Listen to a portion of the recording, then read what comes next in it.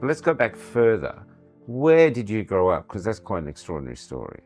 So I grew up in the Pilbara region of Western Australia on a cattle station property, Yeah. and Was your father the owner, or did he just work there? he was a station manager. Okay. Yeah, and it was, mum and dad got there in the 80s because BHP were opening up mining lease, and part of the contract is to have a functioning station for it to be mined, like a pasture lease. Oh, okay. On Crown Yeah. land.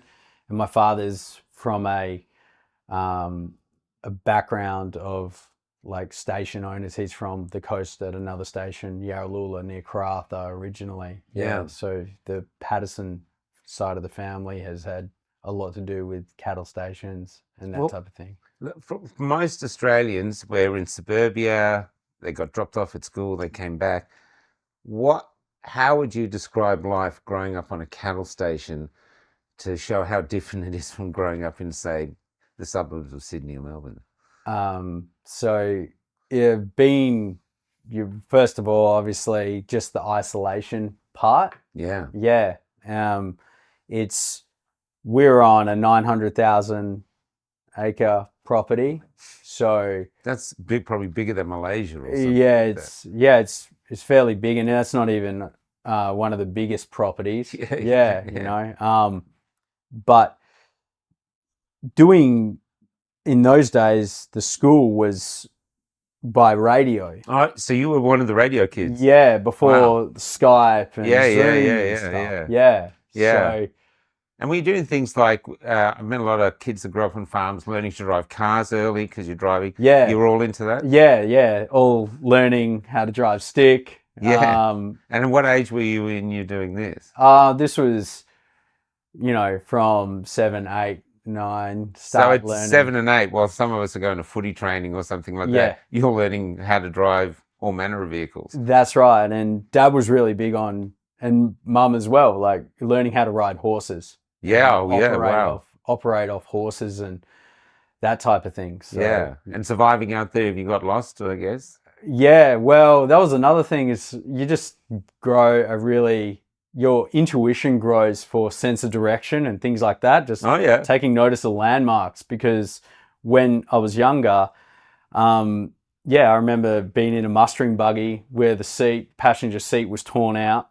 And torn out how? Well, the buggies are stripped down. I've seen the buggies, the passenger seat's not there, so it's just like... I wasn't actually there, so it's just the driver's seat for you. Yeah, that's right. So, my dad would just be driving and I'll just be sitting on a toolbox with a rag and like just coughing it, and he's kind of like, just jump out and get through the scrub there and get the cattle out, push the cattle out, and, come back around. And you would have had scrub bulls there? Yeah, there were scrubbers, yeah. Yeah, now for the people that don't know, because when I interviewed Luke at Mount Isa, we align scrubbers to people who the government doesn't like. These are bulls that are independent. Okay. You know what I mean? So it's sort of what they're after. So tell people who never heard, what's a scrubber bull? A scrub bull or a scrubber.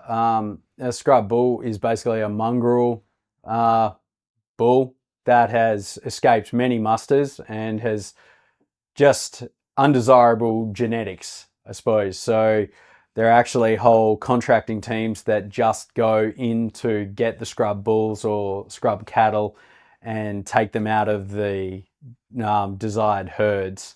So what they actually like, what Luke told me, is that one of their problems is that they're free, like they're the biggest thing around, very confident. Yeah. And if they breed with the cattle, they breed very confident, feisty cows. And the station owner wants nice, compliant cows. So it's sort of like a metaphor for society at the moment. Yeah, it is. That's right. I suppose like they become so much more wild and less domesticated. Yeah. And they don't enjoy the idea of going to an abattoir or being tied up. Yeah, they don't. so it's quite fitting, probably. Yeah. But there were scrubbers. So you actually grew up, even though you're with your family, you grew up quite fiercely independent then. You could actually look after yourself from an early age, driving cars, working on this, work for yourself in a way. I mean, if your dad sent you out to do something, surely you'd be capable of doing it yourself without having constant supervision. Yeah, there was, and there was a big sense of having to be autonomous sometimes, like think for yourself with certain Yeah. things. It wasn't always just sent out and like, good luck with everything, but it was, we're going to send you in the car to go check on some nearby windmills or something like that, wash out the troughs and get things, just report back on anything that needs to be reported back on. And how old were you then? Like, what ages would you be when that was happening? Probably like more around 9, 10, So 11, 9 and 10, 12. you're heading out in Like, your own vehicle. yeah, more so probably 10, I would say, 10, 11, 12, nothing too crazy, but just like the nearby I ones. think to most Australians it would be like highly crazy, but in actual fact, it's really healthy. So what I'm saying is, you had a confidence and independence, and you had to be a good thinker, a critical thinker, because you're out there by yourself. Yeah. Yeah. It was like that, and I've been pretty blessed. Like mum and dad were just really, really did a good job. I have 2 younger brothers, and with us 3 boys, and yeah, you had to work, but also learn reality. And, Yeah. And so you end up, you became a sparky, Mm. and so that was the trade you did. Yeah, my dad recommended like get a trade, and same with mum.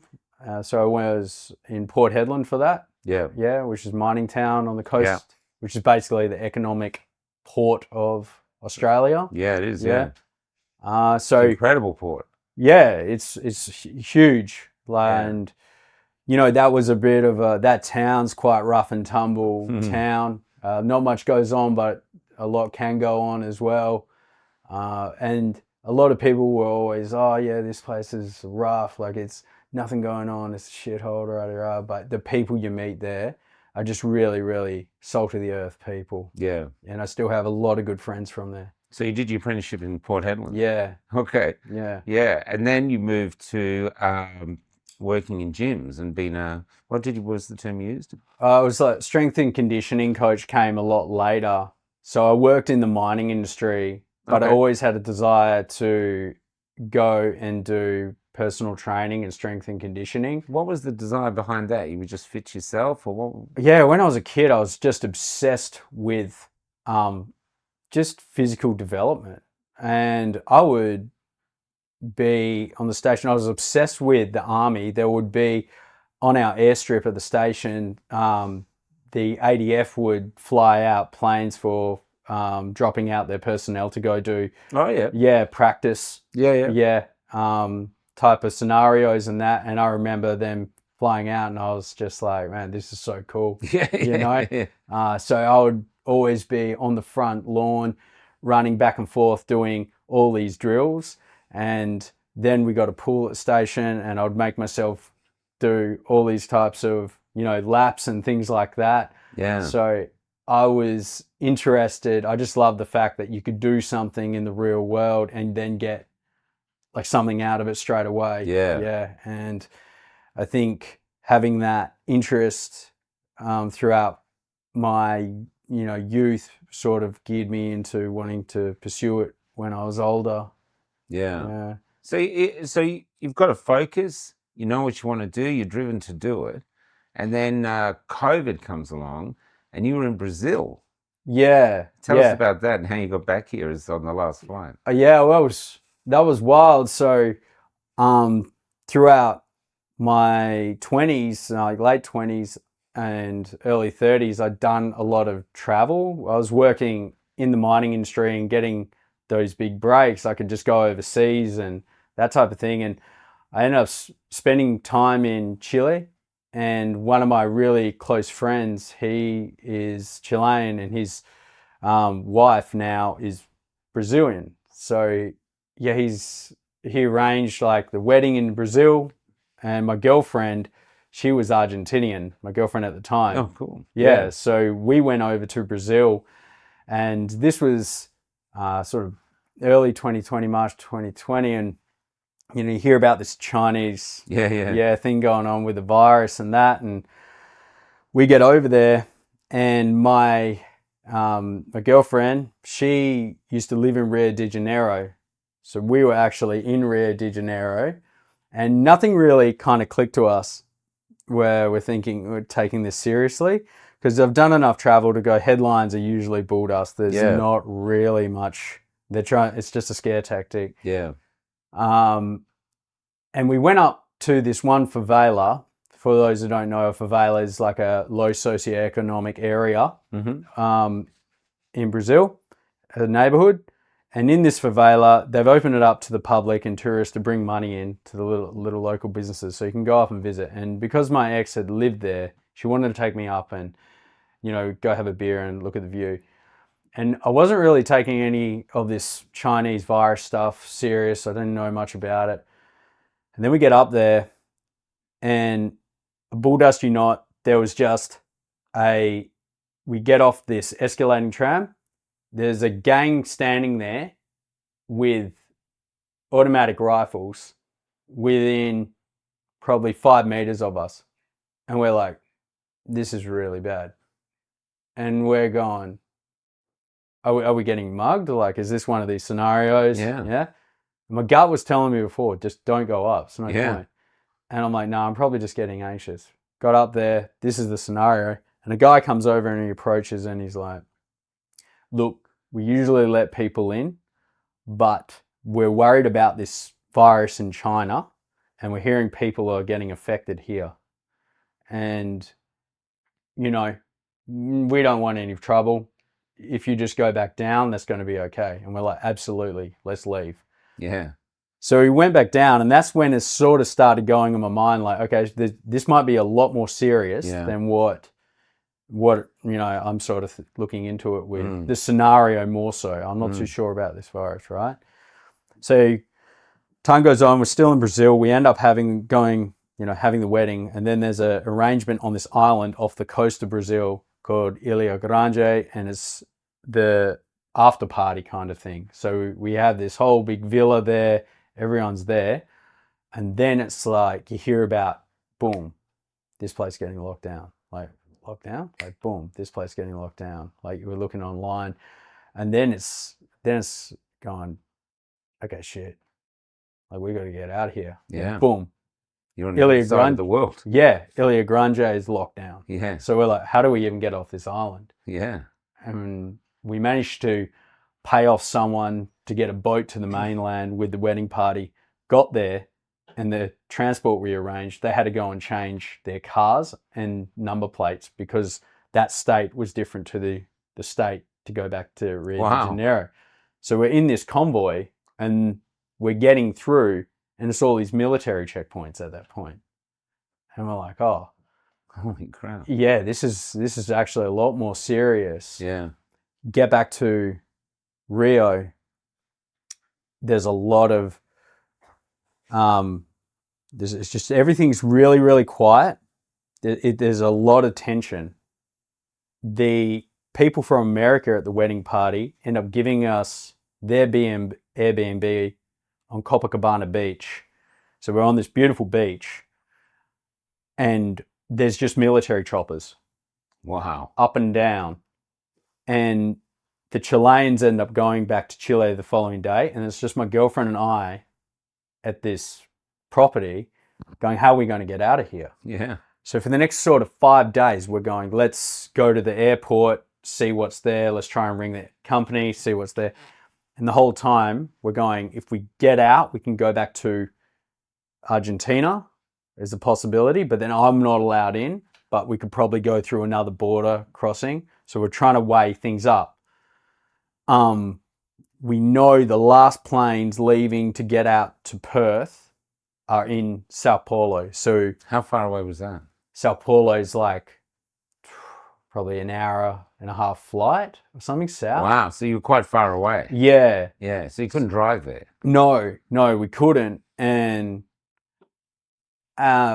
we end up going, the company keeps going, yeah, come back tomorrow, or come back tonight, or and then we're like, screw it, let's just get these tickets and let's just get down there. And we end up getting down there, and then we basically are going, look, this is Argentinian, I'm Australian. They're like, you can go, she can't.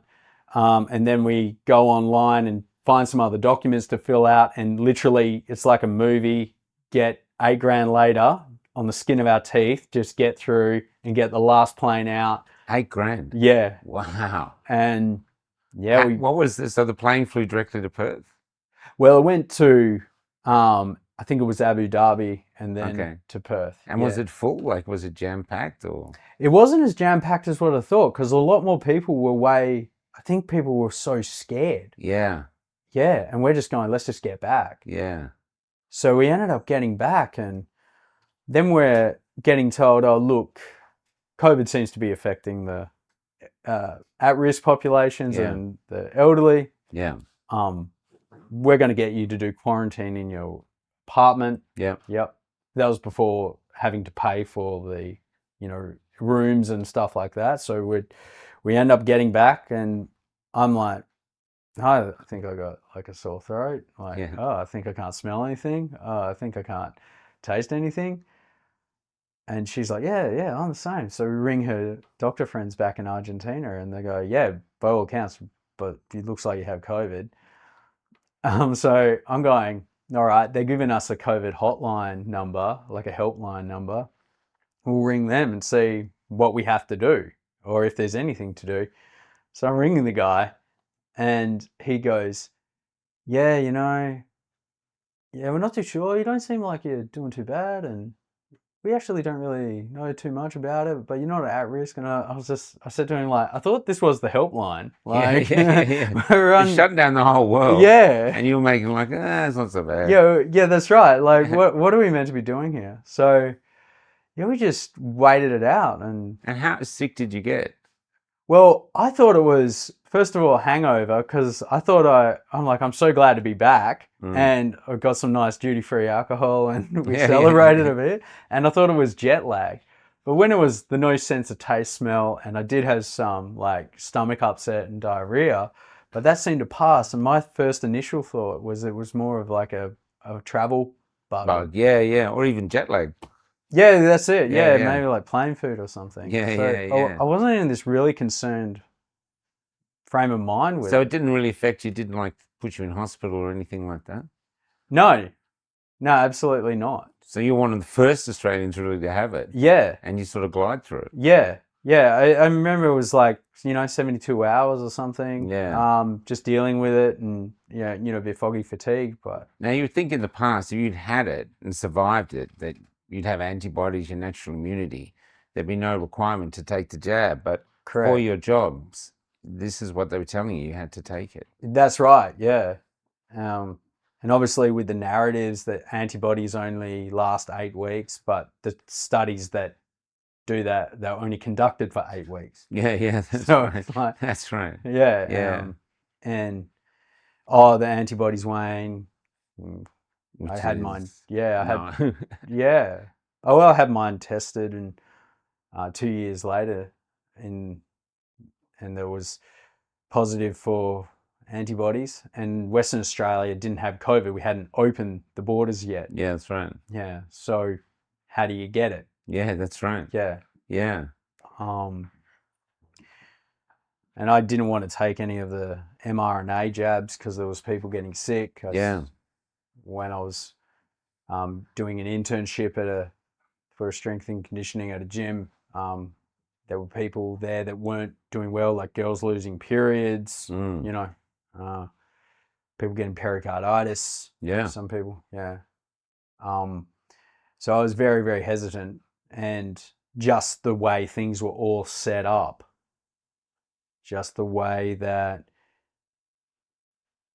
doing the, getting COVID, recovering, then getting told if you're questioning it, like, it all was very suspicious. You don't need to be like any psychoanalyst to work out that something was getting. Yeah. There was one narrative. It was this one way. It smelt. Yeah. A bit dodgy. Exactly. So why did you take it in the end? If you were so hesitant about it, what was the reason you took it? So the job that I got, like in the sort of between in 2020 and like 2022 when I took it, like in 2021, my like then girlfriend, she actually suffered a stroke. Wow. Yeah, it was misdiagnosed by the doctors.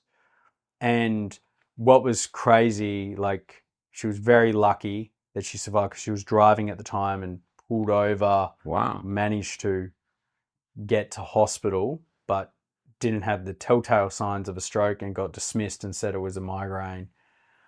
Ended up being a stroke. Could have got administered medication to dissolve the stroke because it was a very small one. Yeah. But in the end, that didn't happen. And she was getting, she had all this time off work and she was getting back to work. I had my little sort of business at the local gym where I train at, and that was starting to get some clientele. And then where I was working in my trade still, they were saying, look, you're on casual. We really like your work. We're actually going to save your position. We know where you stand on the vax. And my manager said, I stand with you. Like, I fully agree with you on this. When the Novavax becomes available, we'll hold your position and you can come back. Okay. Yeah. Yeah. So I felt this pressure from all angles because I wasn't going to let my girlfriend just go and earn the money and then me sit at home and wait around. Goes against your nature. Yeah, well, that's it, you know. And so you waited for the Novavax. What was about the Novavax? Well, the Novavax had a different manufacturing process. It was advertised it wasn't an mRNA process or like the Moderna and Pfizer. And the AstraZeneca obviously was more for the elderly populations, and the Novavax was more of the traditional vaccine. Yeah, but it's the same devil with different horns. Yeah. So which one affected you? Take one or two? I just took one. And one affected you? Yeah, one affected me. And how quick did it affect you, and what were the symptoms? That day that I took it, and I still remember, it was like the 24th of February 2022. It was a Thursday, and I took it, and I just was, within half an hour, I'm like, oh, I feel doughy and fluey, okay. And then that night, like, didn't sleep well. But then over, the next couple of days, just cold sweats, like insanely cold sweats. Then the tight chest pain. Then did you go to hospital? Did you think you were having a heart attack? Yeah, I went to hospital. What did they say? They said, oh, it's nothing to worry about, rah-de-rah. But did you buy that? I mean, you got heart issues. Yeah, well, I was just like, you're getting told that, this is this is what can happen, but it will go down. But it might not, be fully attributed to this, So it's this very ambiguous sort of explanation. And, as time went on from February, March, I'm going to one doctor and getting told like one thing, more ambiguity, and then another thing. And then the insomnia, like I can't sleep. Wow. There's no way I can sleep. The small fiber neuropathy, which is burning, starts going down my legs, across my abdomen, and then up through my scalp. Well, you feel like you're on fire? Yeah. Wow. And it felt like someone was peeling back my skin with a potato peeler. Oh, my Lord. Yeah. And the tinnitus, the snowed-in, narrowed vision, the, disorientation of my balance. I ended up not, I didn't go back to my job. I'm not going to take another vax. Yeah. I ended up getting placement through a recruiting agency through these government contracts, government sites, because it wasn't mandated on these government sites. And one of the sites was right next door to where I used to work, literally bordered on the fence. Oh my Lord. Yeah. And at that, it was basically a refuge for all the dissidents who didn't get the vax, and these were all friends of mine from previous job sites. So it was good. I felt like the biggest sheet, like the vax injured guy amongst the non-vax, but all of them took care of me. Oh, that's lovely. Yeah. Yeah. And I was just walking up to the crib room one day, and I just like, had these symptoms that was consistent with a heart attack, like left shoulder pain, stabbing pain, and then just felt this sharp pain in my chest. And I was up for months at this point. This was May, so not a slither of sleep. So this is, you're up to several months now of really in a lot of pain and just feeling completely crap. Yeah, 100%. And being told by all the doctors, you're fine. Yeah. Go away. And my girlfriend, she's not believing me. Oh. Because she, her neurologist told her it's okay to take the vax, like even if you have had a stroke and like that, so she's going, nah, this is all getting made up, like rah. Well, she thought you were faking it for 4 months. Yeah. And then so what would be the motivation to do I didn't see a motivation. Like I'm not at all benefiting. You're like this great actor who's staying in character for a film that no one wants to see. 100%. Yeah, I'm practicing for the movies. Right? But were you angry with yourself? I was infuriated with yourself. I was infuriated with myself. I was infuriated that I managed to get around all this job placement, like just doing 4 weeks here or like a couple of weeks there, and then had this, and I'm like, I should have just dropped everything. I'm going, look, this isn't for me. I know it's not for me. I knew that from the start. I didn't want to let my girlfriend down. I didn't want to let my clients down. I didn't want to let my work down. But in the end, I let myself down. Yeah. Wow.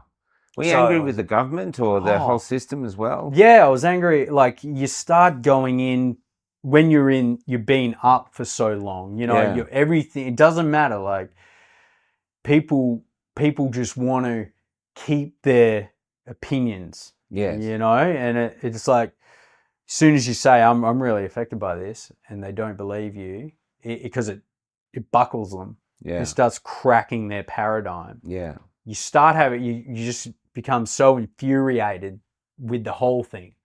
And dark fantasies start happening where you're like, you start splitting your own identity a bit, because you get all the, on one side even, like you got all these do-gooders who are, I took it, and like I'm morally pure, I took it, Then on the other side you got these pure bloods, and it almost becomes, I'm not the sheep, I'm so you're kind of fractured in the middle, where you're getting this whole, your identity kind of starts fracturing, and you don't exactly belong in either camp. Because you haven't taken the two. You're not a true believer. You're vax injured, and but you the haven't other got guys the who betrayed us. So So Yeah. that'd be quite isolating and lonely in that. It was a little bit in that, yeah, I know. But you know what's crazy is, well, still, the unvaxxed people are the kindest, where they just went, hey, we'll take it, you know, we just want people to be okay. And yeah, I was so fortunate that I met those friends of mine and met other friends who were taking care of me and letting me rest during the job. Wow. And I would be in a storeroom just like looking at the ceiling, you know, just like... So there's real mateship there. Yeah. Wow, that's beautiful. And when I collapsed at work and my mate took me to the... Tell us about the collapse. Was with the heart, what was the sort of symptoms of that big heart attack. And I, you know, I'm like, just sort of gathering myself like down a bit, and I'm going to my mate, Damo, I need to go see a like medic or something. Yeah. I'm not well. And then I get to the medic's office, you know, and the nurse, and she's going, oh, you know, what's happened? Are you vaccinated? And I said, well, this is a government contract, even though it's on this site. I have been vaccinated and I am vax injured. She goes, oh, you've been listening to conspiracy theories. And like, I got this heart thing. And I said, yeah, this isn't no good. Like, a lot of young men are getting like a lot of heart conditions. She goes, yeah, I know.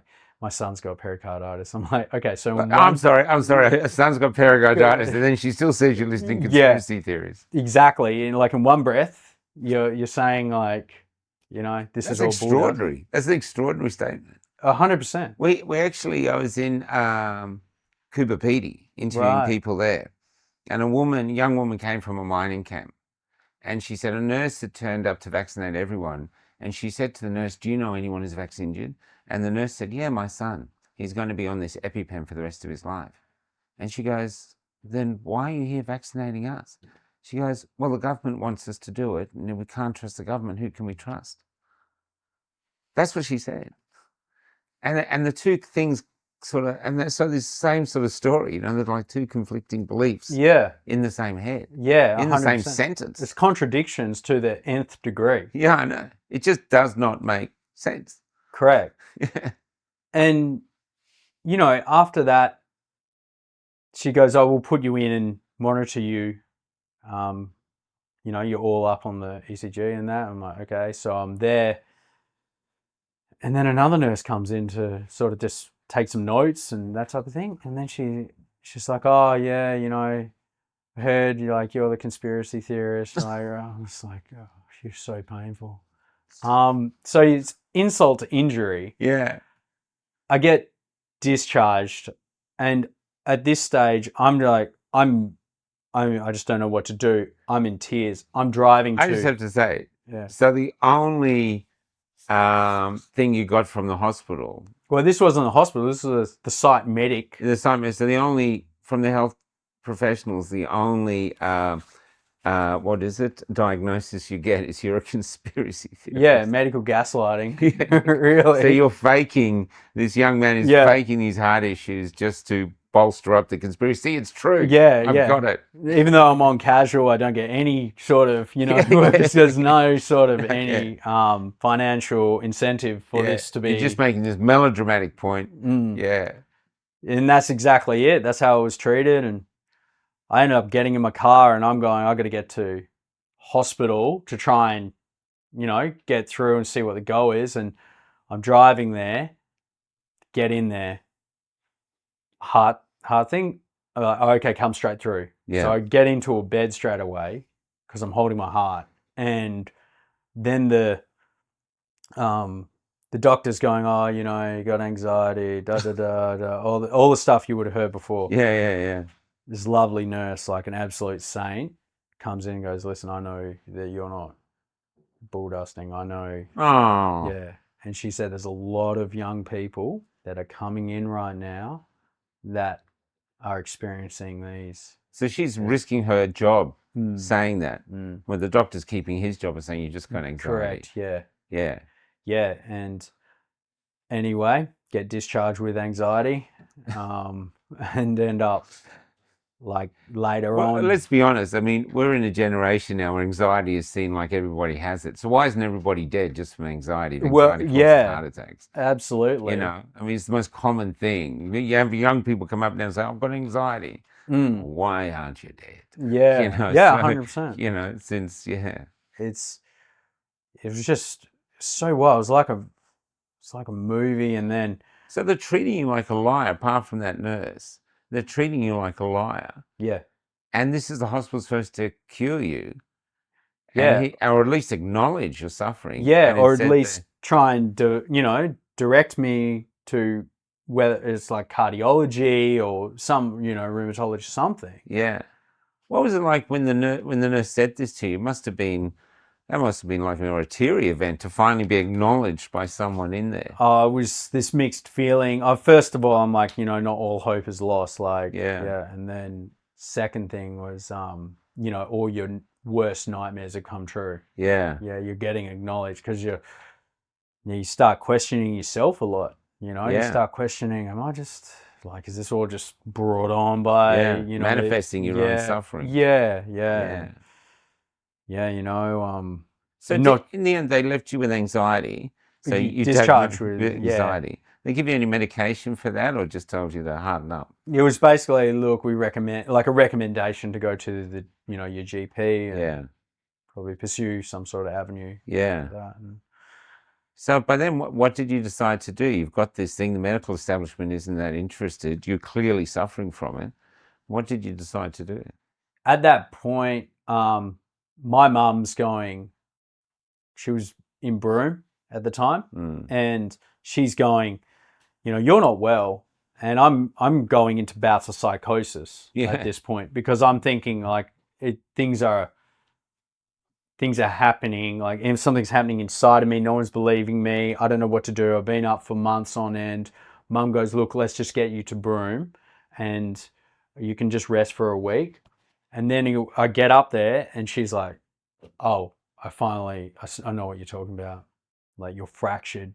And that night before Broome, my girlfriend and I just ended up breaking up. Oh my It Lord. was like just everything, and you're just crushed. You can't sleep. You can't have a rest from yourself. Just because you needed to be kicked since you're down. Yeah. Just another boot in. Yeah, 100%. And, in that time as well, I get it. I'm trying to operate and manage myself. Yeah. And I don't have time for anything outside of myself because I'm completely getting crushed. I got all these symptoms. It feels like people are peeling my skin, the tinnitus, the brain fog, the short-term memory loss, the working memory loss, and so that was real. You'd actually have short-term memory loss. Yeah, I really suffered. I was leaving pans on without realizing I put it on, and things like that on the stovetop. These types of things were happening. People, and this is one jab. Yeah. And I get to Broome and I finally just be able to just rest a bit because I'm out of the city, and we're north of Broome as well, just by 10K. So I was out of a township, and I just finally oh, thank gosh, I kind of feel some sense of relief. And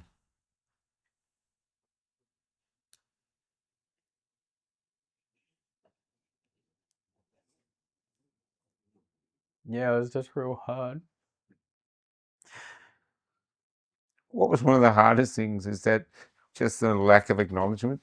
You're basically on your own in a country where we're supposed to be mates, look after each other. Yeah, it was. It was, it was just real. Because I'm just going, man, I can't, I don't know what to do. I can't function. And did you contemplate leaving us? Can I ask? Yeah, it was a lot of times. There was just a lot of times, man, where I found this rope on the road from one of the Pearl boats. And I remember storing it underneath the seat of the car, and I'm contemplating not if, when, and how can I do it most. See, you'd actually got past the question of doing it. Now you were into. I'm considering, doing it, and you got people that just don't believe you. You got people who you think were your mates. You got people that don't want to talk to you because they're super worried of how they'll look, So if they acknowledge you, they might be seen as anti-vaxxers themselves. That's right. Yeah, that's right. And so to keep themselves safe, they got to ostracize you. Yeah, there was a lot of that. And when you have these kind of chronic fatigue symptoms where you're gone from someone that's really physically capable to now being someone that can barely get out of bed, and when you do, you just got these 220 heart rates, and you're I mean, a 220 heart rate, you should be in hospital. I'm sorry. Yeah. Yeah. Yeah, and you're just getting crushed, and you're trying to go online, and you're trying to see, I need to get some information to try and just direct myself out of this. And you're on these vax injured profiles, and there's just real people putting up their suicide notes. There's just young girls that are completely blind and in a wheelchair who were photographers, you know? So their career is gone. Yeah.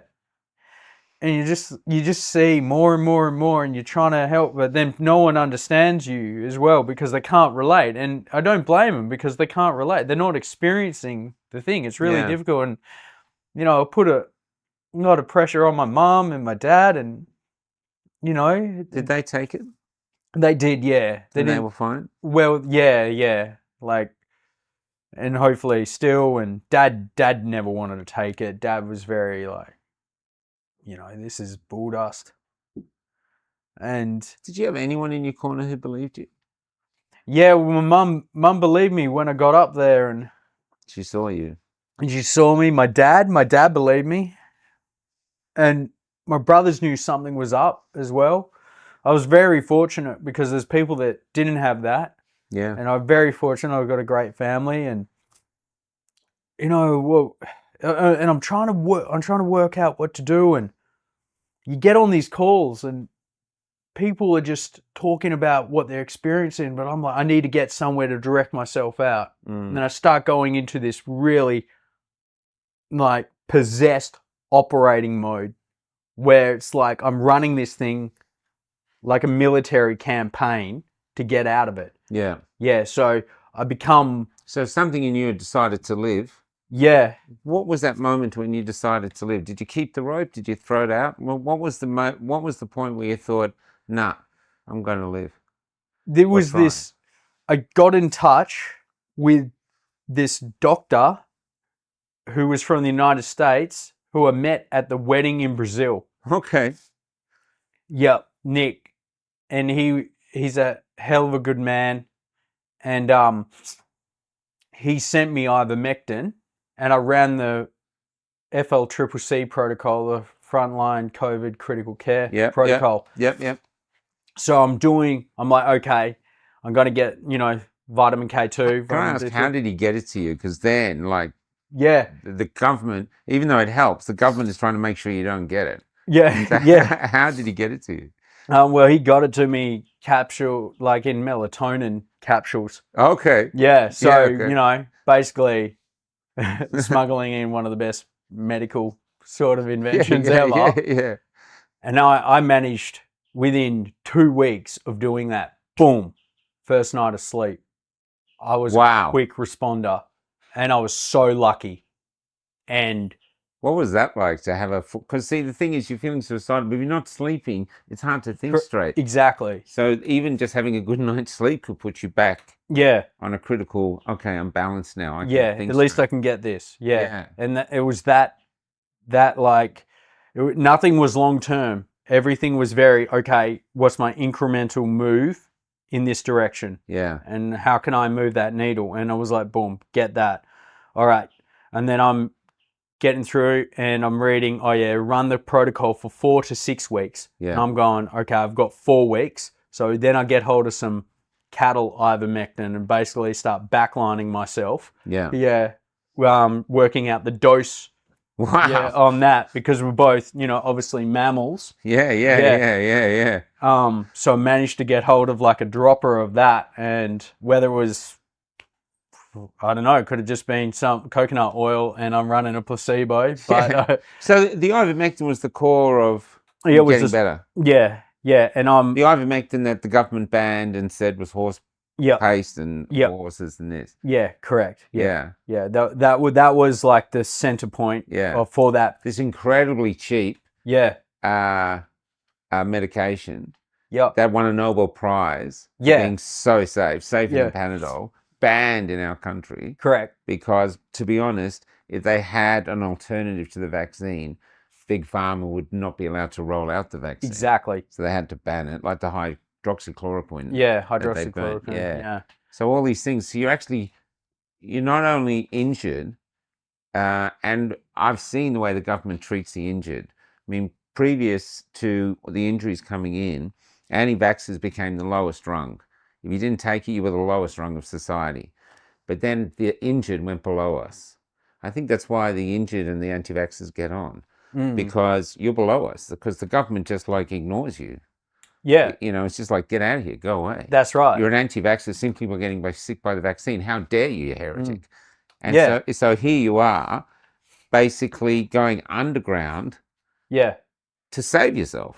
Well, that's right. I had to run a rogue operation essentially, With and one goal is to get yourself better. yeah, yeah, exactly. And you know, I managed then off of that protocol. This is about July, August, September. I get well enough to function a bit, and I get a job at a resort as a handyman. Yeah, okay. So I'm like, okay, I got I've got a routine now. Even though I get so fatigued, I just collapse like Yes. after work. But I've got a little central base. I got this job I can pull money in, and then through my coaching network, someone put me in touch with an Aussie who fled Australia, sold his gym and everything, and practiced in Australia from Melbourne, and he lived in Montenegro. And he goes, get in touch with this guy. He does a lot of stuff around the gut microbiome and, you know, peptide protocols and things. And I'm going, okay, I don't know the correlation, like how this is going to help. So I get in touch with him and I start talking with him. And I got enough know-how through my own sort of training and stuff that I, understand what this guy's angle is. Yeah.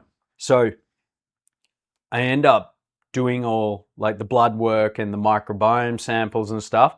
And I start slowly from December 2022 building out my immune system and healing my stomach, and then rebuilding my tissues with peptide protocols and things like that from a functional medicine perspective. Yeah. So you took responsibility for your own health. Yeah, 100%. Realizing the medical system is in so much denial Yeah. that they just don't want to look. Yeah. Because it opens a Pandora's box for them. Exactly. So you're totally on your own. Yeah, I'm totally on my own. And I just kept seeing other people. Like I've gone to people and get gaslit. I went to the cardiologist. He gaslit me, and I just decided I'm going to have to get myself What did the cardiologist say? He said, on the report, he says, Reiley has said that he had an infection early 2020 in Brazil at a friend's wedding, and he has taken one shot of Novavax, but has experienced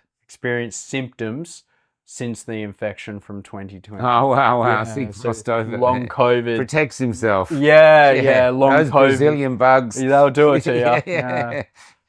You think barley bug is bad? Go Yeah, to Brazil, man. you go to Brazil, man. So you're getting yourself better. But I just want to go back a minute because you had a life-changing moment when you got sick.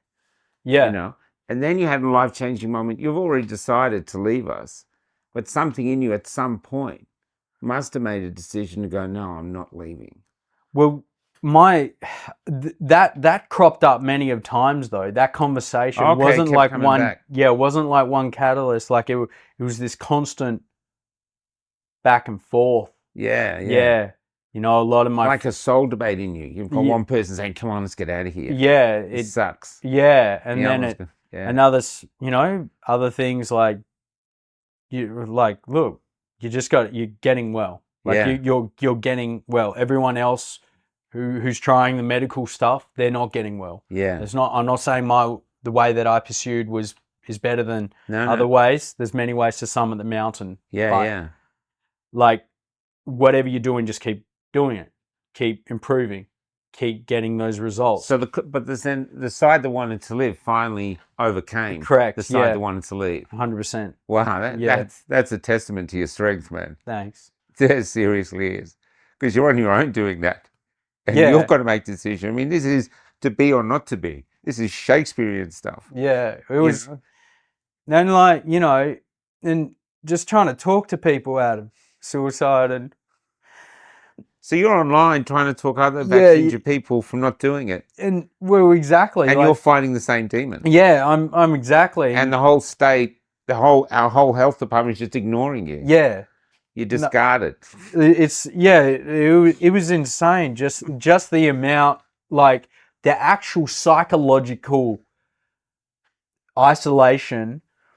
Even though people on your side trying to help, they're not understanding you. Yeah. like just not being comprehended or understood. And The other thing too, you've got to realize with them though, it's in them.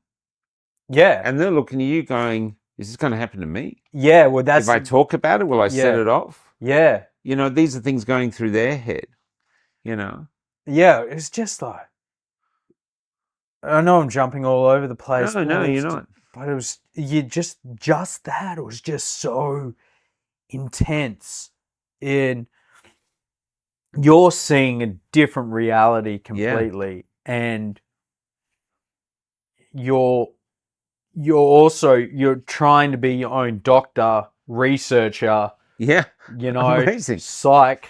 Psychologist. Yeah, just trying to work out all this stuff. And then you're a carer for other people in the same boat who, like the blind girls. Yeah, you know, I got to say, I had to start distancing myself from those communities, and I'm only friends with certain people because I know, look, it's going to be beneficial for me for my healing to operate here, right? Like, people, we all get stuck. I'm no better. Like, I'm completely human. I'm completely fallible.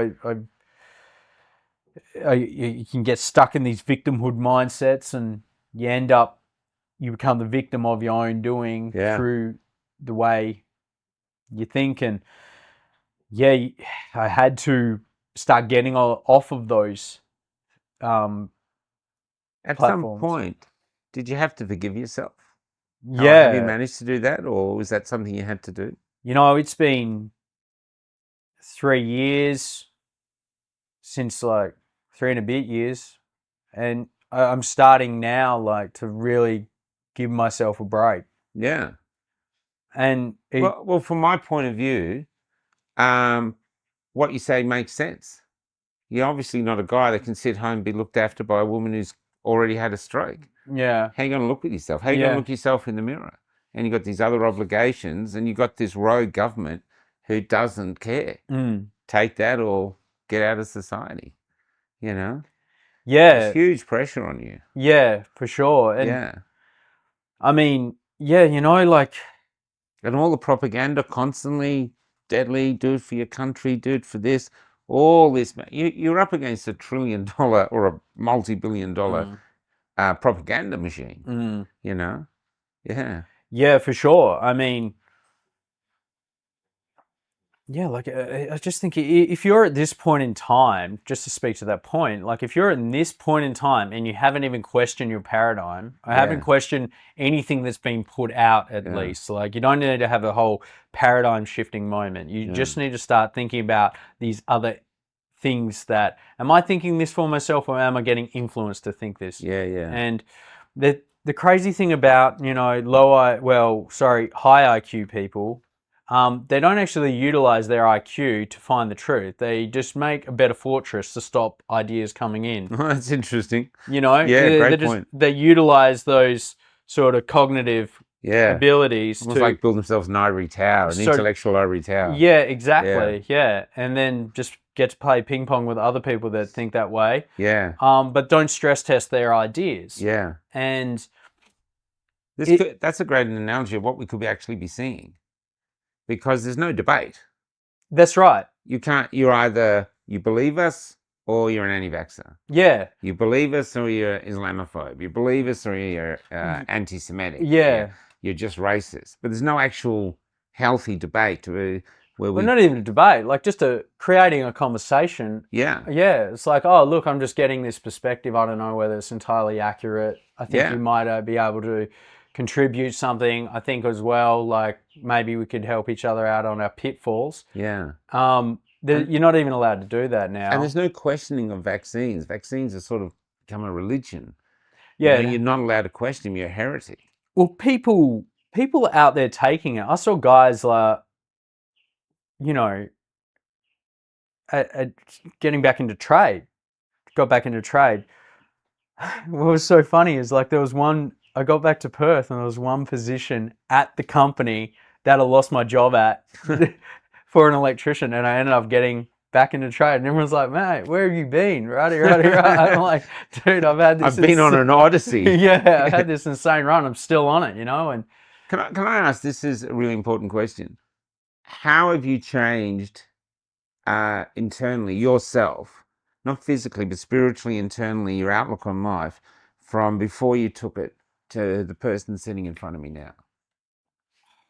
I definitely think, I definitely know there's something beyond what we can even fathom. Okay, Yeah, so it like, becomes more spiritual. yeah, absolutely. Yeah, 100%. You There's know, no atheists in foxholes. An yeah, Irish cousin told me. I love Yeah, that. yeah, Yeah, that's so applicable. yeah, Yeah, I think I've there's a lot of good that's come out of this. yeah. Yeah, there's so much good. There's a callousing of the mind as well that I thought I was always, when I was super physical, I always thought, and you hear these stories and it sounds a bit cliche, but oh, if I become more physically stronger, I'm going to be, more callous and da da da. But then you go through completely eroding your physical capabilities, your identity around being Mm, someone who is physically capable, and the very extrovert type of guy engaging in the party with people, mm, to someone who's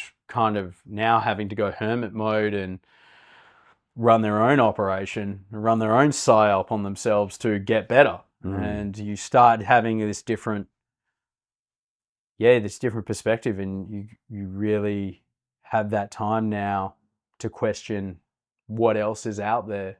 And I believe, for me anyway, there is something else out there that is keeping things together. And you know you life's not a ride, it's more of a drive. Yeah, Like, yeah, yeah, yeah, you got to drive. You're not there just to sit in the passenger seat. yeah. Things will happen, like, and you get to choose how you respond to those Well, things that that's the happen. independent streak in you. So a lot of people want to be passengers. Yeah, Let's be yeah, I honest. suppose. Yeah, Where you're actually someone who wants to drive, and maybe one of the reasons you got well is you gave up on the medical industry and decided to go out and find the cure for yourself. well, that's it. Yeah, and I'm super fortunate that the ivermectin work. Like, people who respond well to Mm. ivermectin tend to also have a better rate of repair. Like, even that, is that not a divine intervention? Are all these not a stack of Yeah, interventions? yeah. I don't know. How are you feeling now physically? Right now, I'm doing much better. What would you say? Because I haven't met anyone who's got back to 100%. They say I'm doing a lot better. Yeah, So it was like zero was like I'm in the bed, I've got a rope in yeah. my car, I'm ready to leave. 100% is I can't even remember feeling sick. Where would you be? I would say I'm around like the 90, but Okay, you're getting close. yeah. And reason being, I'm starting. I've had some heart checks and my heart's all well. I've started doing some physical activity in very low capacities, Yeah. but it was also, I've started studying functional neurology as well, and learning how the nervous system responds and inflames the immune system. Mm. So I'm learning to taper down the neurological responses, like the symptom, the fault codes that keep Mm. flipping up. And I went on a trip to Germany, like, with my new girlfriend, this Cool. German girl I met, Clara. She's lovely, and I met her family, and it was the first time I've not eaten anything that's on the sort of getting better regime Okay. food protocol. Yeah, So yeah, yeah. yeah, and I got back from that and had my bloods done, and my functional med prac, he goes, look, that must have done you some favors, because you're getting all your markers on your organs are now looking all Fantastic. clear. So I'm working back as a tradesman in full capacity, and Yeah. I still got a bit to get back. So you're not ready, healthy enough yet to go back into the physical training yet? I'm doing not to the capacity that I once was. Yeah, yeah. Yeah, but I'm slowly getting back where I'm just doing a lot of body weight Yeah, yeah. stuff and that type of thing. And yeah, I don't know, I'm one of the I got lucky ones. two questions to go. What is your thoughts on the government, the whole thing that they rolled out? Do you think there should be a royal commission or something to really investigate what happened? Or do you just think you got unlucky with No, vaccine? I think I 100% know there should be, there is absolute foul play, Yeah. and it needs to be investigated. to the nth degree. Yeah. Yeah, because, you know, I'm just myself, but there's people with dependents, like families, kids, Yeah. and I've met people online. There's families I've spoken to that they're all injured. Wow. They're all injured, and it's off either the same batch or different batches. Yeah. And there needs to be an investigation. Yeah. We have come across that too. The other thing, I mean, it's fantastic that you're getting better, but every now and on the internet, every day we see died suddenly, died. Yeah. Do you live with this? And I don't mean to upset you by this, No. but do you live with this, that suddenly something could happen? Yeah, that's at the back of my mind. You And know, how do you cope with that? You just have to put it behind you, or? well, I do my best for my sort of strategy. Basically, is I do my best to kind of gear. Look, I'm not dead yet, Yeah. and I'm going to keep living. Life's for living. Yeah. So I got to do that. Did you get rid of that rope? Yeah. So it's gone. That's great. Yeah, you know, and I thought I'd never be able to get out of, like, I'll just be housebound forever and dependent on my parents. And Yeah. yeah, Which would not have suited your nature. yeah. But I'm so lucky. So you're a true warrior, man. I appreciate that, dude. Yeah, you're a true warrior. Come back. Can I ask, as you're going forward now, you said you've been helping people online, telling them to go there. It seems to me you have a lot to offer now. Do you think you will go that route in helping other people? Because you're one of the best stories I've heard on vaccine injuries. Thanks. So many others are just losing it, or they you know, it's got too much for them. But here you are as testament that you've pushed through. Absolutely. I'm putting stuff out online that's helped me. I haven't Yeah. been as active as of late because of, social media storm. Yeah. It's not the best platform to be on. Sometimes it gets annoying, but Yeah. for sure, absolutely. I want to try, and if I can help anyone just in any capacity, or if you take something away from what I've done and it helps you, then you find something else that helps you, then I've done my bit. Because yeah, no one deserves to suffer, man. Like, yeah, it's just wild, and yeah, it's one hell of a journey. So I hope I can help in some way. Is there anything else you'd like to get off your chest while we're here? Look, I don't know. I've really enjoyed this interview, and I really enjoy the work that you've done as Thank well. you. Yeah. Yeah. I want to wish you the best, brother. Thank you so much. I want to wish you the best. Yeah. I truly do. I'll give you a hug after this. I think that's incredible. I think it was a beautiful interview, man. Give us a hug. Yeah, thanks, mate. Seriously, man. Seriously. Yeah.